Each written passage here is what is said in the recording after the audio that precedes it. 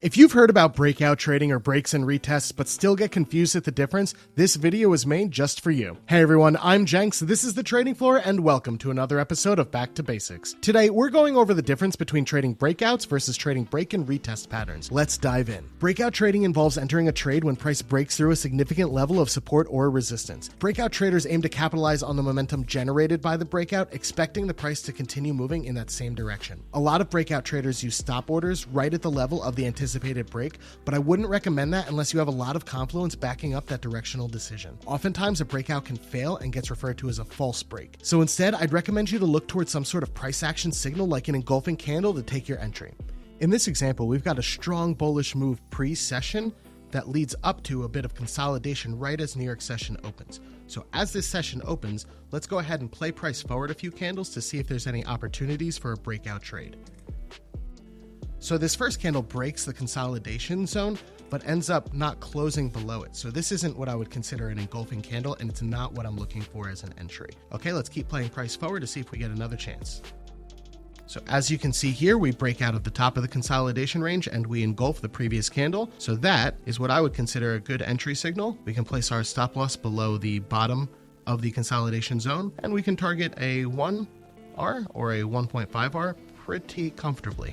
All right, let's keep playing price forward and see what happens.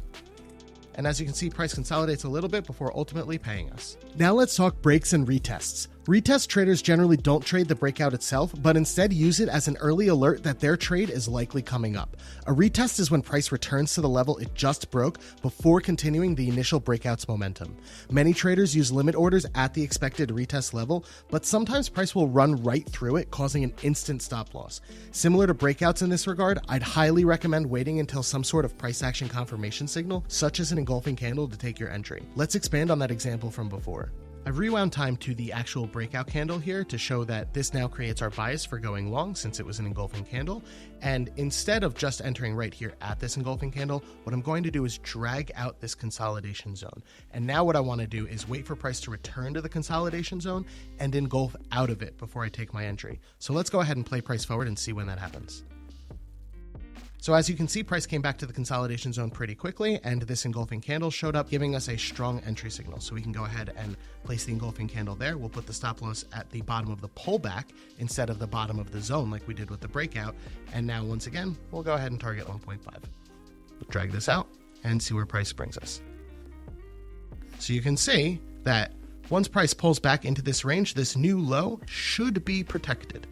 So by having the stop loss below it, and you could even include a couple of extra pips for the spread, which would increase our 1.5 to up there, you'll see that this is still a pretty reliable trade setup. Hopefully this was able to showcase that breakout traders and retest traders are trading the same trade idea, but just using slightly different execution to do so. I think it's worth noting that neither style is strictly better than the other. It mostly just comes down to preference, because both styles have advantages and disadvantages.